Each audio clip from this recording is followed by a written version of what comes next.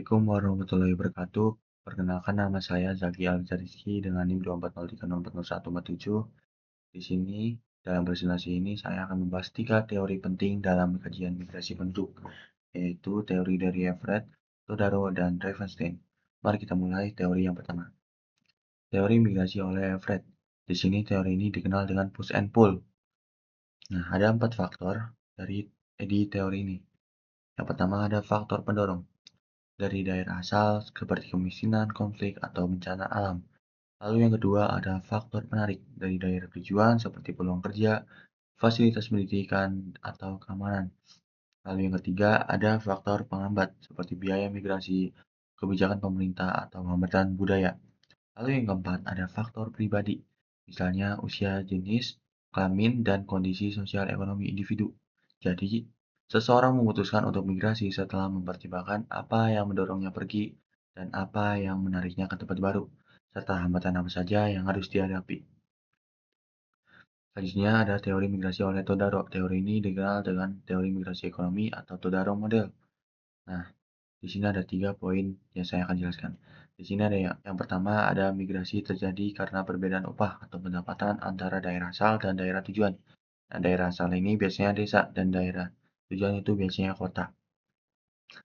Lalu ada yang kedua, ada migrasi tidak hanya melihat upah nominal, tapi juga memperhitungkan kemungkinan mendapatkan pekerjaan.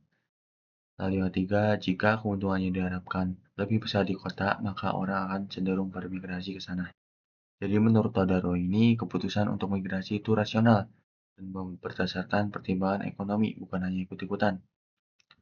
Lalu yang ketiga, ada teori migrasi oleh Ravenstein. Ravenstein ini mengemukakan teorinya lewat 11 hukum migrasi yang kemudian diringkas menjadi beberapa poin penting. Nah, berikut poin pentingnya. Yang pertama, sebagian besar migran menempuh jarak pendek. Lalu yang kedua, migrasi biasanya berlangsung tahap demi tahap, dari desa ke kota kecil, lalu ke kota besar.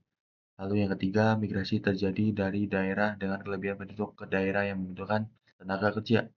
Lalu yang keempat, wanita lebih cenderung migrasi jarak dekat, sedangkan pria lebih dominan dalam migrasi jarak jauh. Teori ini merupakan salah satu teori migrasi klasik yang menggambarkan pola-pola umum migrasi berdasarkan pengamatan di Inggris pada abad ke-19. Nah, yang ini kita sudah sampai ke kesimpulan. Nah, kesimpulan ini saya ambil dari 3 penjelasan dari ahli tadi, lalu saya simpulkan. Nah, yang pertama ada Lee. Lee menjelaskan faktor-faktor yang mempengaruhi keputusan individu untuk migrasi. Lalu yang kedua dari Todaro fokus pada aspek ekonomi dan perhitungan keuntungan.